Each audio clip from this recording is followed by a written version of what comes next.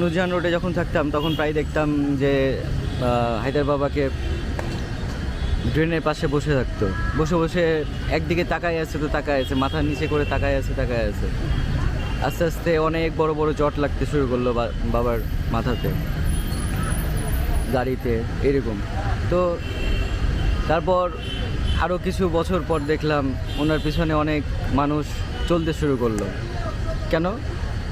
যে আর সেই মানুষগুলো কিন্তু অশিক্ষিত কিংবা ছোট এরকম না, কিন্তু সব হচ্ছে বড় বড় হচ্ছে কোটিপতি শিক্ষিত মানুষগুলো এনার পিছনে হাঁটতো।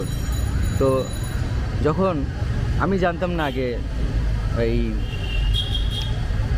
হায়দার বাবার বিষয়ে, তো তখন মানুষজনকে জিজ্ঞেস করলাম যে এই মানুষগুলো পিছন পিছন হাঁটতেছে কিছুর জন্য হায়দার বাবার পিছনে।